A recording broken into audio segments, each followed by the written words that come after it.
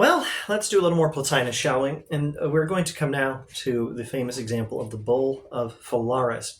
Let's set the stage with Plotinus saying these things about the stability of virtue, sounding rather like the Stoics on this point.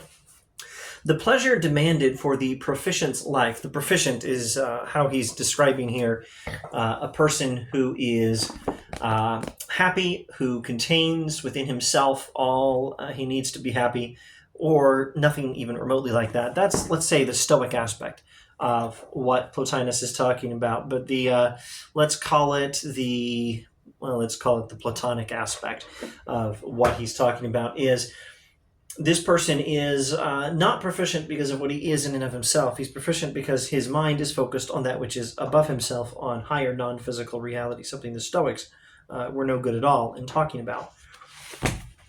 So the word proficient is a good description of one aspect. Within himself and not outside himself in any things of this world is the happiness of this happy person he's talking about. But in another sense, it's not even within himself, it's above himself. Turn within and then turn upward. That's the standard roadmap. Roadmap is too detailed. That's the standard, very basic directions of ascent towards wisdom and happiness in, a whole lot of traditions, but very much the Platonic tradition. Turn inward first, then turn upward. Anyway, the pleasure demanded for the proficient's life cannot be in the enjoyment of the licentious or in any gratifications of the body, nor is there is no place for these, and they stifle happiness, nor in any violent emotions what could so move the proficient. It can be only such pleasure as there must be where good is, pleasure that does not rise from movement and is not a thing of process. For all that is good is immediately present to the proficient, and the proficient is present to himself. His pleasure, his contentment stands immovable. Thus he is ever cheerful, the order of his life ever untroubled, his state is fixedly happy, and nothing whatever of all that is known as evil can set it awry, given only that he is and remains a proficient. Once again, happiness is perfectly stable. Now, turning the page in this good old Stephen McKenna translation I'm using. The one greatest principle, skipping some lines, the one greatest principle is ever present to him, like a part of his being. Now this is that upward look. This is the Platonic aspect, not the Stoic aspect. He is, there is ever present to him, some vision of the good, as in Plato's Republic in the middle books. I'm looking here at Stephen McKenna's footnote, and a very fine footnote it is. There is always within the soul of this happy person of whom Plotinus is speaking an attention fixed on higher non-physical reality, above all, the good itself. But in the Plotinian scheme, I think we would say the one. I think the good of Plato's Republic and the one of Plotinus are one and the same. And now the fun part, or the weird part. The one greatest principle is ever present to him like a part of his being. Most of all present should he be even a victim in the much talked of bull of Phalaris. No doubt, despite all that has been said, it is idle to pretend that this is an agreeable lodging. The bull of Phalaris sucks.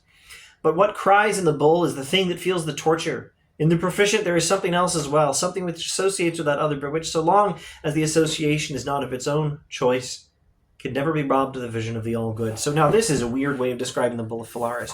And for those who don't know what we're talking about, the bull of Phalaris is a standard thought experiment in ancient philosophy, because it was an instrument of torture used by Phalaris, a tyrant of the ancient world. He had a bronze statue of a bull, and it was hollow, and he'd put his victims into it and have his servants light fires under it, and they'd be slowly roasted to death. Roasted alive to death. Slowly tortured by being roasted to death inside this bronze statue of a bull with a fire under it. So it became a standard example. Perfect thought experiment. Can you be happy inside the bull of Phalaris? So although ancient philosophers said virtue is necessary for happiness, and Epicurus said this, and Aristotle said this, and Aristotle said virtue is not sufficient for happiness, you need a little bit of luck. At least enough luck to not be someone like that. Someone who, though perfectly virtuous and innocent, is being tortured through external circumstances not under his control. But the Stoics said, no, happiness is something that can be under your complete control. If you're virtuous, you can still be happy. And here's Plotinus taking the Stoic view of this. You can still be happy inside the bull of Phalaris. And yet, look what he's acknowledging. He's acknowledging, well, it's not an agreeable lodging. Understatement.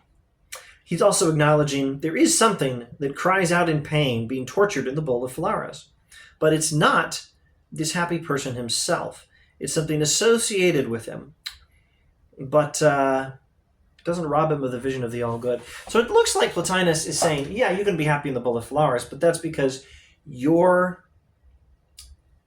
soul is still fixed on higher non-physical reality, even if your body is being tortured. And if there's some lower aspect of you that's suffering, the higher aspect of you is still perfectly happy. Now, I'm not in a position to say whether it is the way it looks like. I mean, for example, I'm just looking at one old translation. I'm not even looking at another translation, much less the original Greek, which is difficult for me. I can do some New Testament Greek to some extent. I'm a little bit slower with Platinian Greek, though I could work up to figuring out some of the Greek if I needed to, at least the vocabulary. But anyway, I digress. It looks like Plotinus is saying, well, you can be happy in the bowl of Phalaris because what you are does not include your body. And he's just separating soul from body, and soul can be perfectly happy even if body is suffering, or separating a higher aspect of the soul from a lower aspect of the soul, because Plotinus knows perfectly well that the body itself is not a conscious thing, it's the soul. The body itself, by itself, without the soul, isn't even alive. So a lower aspect or a lower part of the soul and a higher aspect or higher part of the soul. It seems like he's saying you can be happy in the bowl of Phalaris only at the cost of separating these things, which doesn't sound accurate. But it may be perfectly respectable Platonic philosophy. I just don't think it's an accurate philosophy. Well, let's read the next bit. For man, and especially the proficient, is not the couplement of soul and body. The proof is that man can be disengaged from the body and disdain its nominal goods. So maybe there's some lower aspect of the soul that feels the suffering and may cry out in pain, but the body's not part of you, and most of the soul is still perfectly happy, but being centered on, focused upward, and centered on the higher non-physical reality. So it does look like he's separating the different aspects of a human being to some extent, but I'm not in a good position to say that it's as simple as that. There may be some nuance, if nothing else, to this theory, and possibly there are 300 scholarly journal articles written by Plotinus scholars discussing this very issue. So at most take this as a brief introduction and interpretation to and of this topic in Plotinus. Let me say one more line. I have it nicely highlighted in green here on page 43. He will desire nothing of this world, pleasant or painful. His one desire will be to know nothing of the body. Now, this is the less body-friendly aspect of Platonist philosophy. You'll find things in Platonic philosophy, even in the writings of Plato and even in Plotinus, I think. Maybe I'll get to them in this series. Things that seem more friendly towards embodiment. But this is one of those passages where the idea that, well, the soul would be better off without the body, or our responsibility is to be distant as much as possible from the body so that the soul can know non-physical reality with fewer distractions. This is where that aspect of Platonic philosophy is in the foreground. And I will not quit. Next page. He will give to the body all that he sees to be useful and possible, but he himself remains a member of another order, not prevented from abandoning the body and necessarily leaving it at nature's hour. He himself always the master to decide in its regard. So there's a somewhat friendlier remark about the body there. At least you do care for your body, even though you don't want to be controlled by it and you want to be prepared to leave it at any time. And your soul can be happy with knowing what is beyond the physical world. All right, that's all the Plotinus for now. Thanks for watching.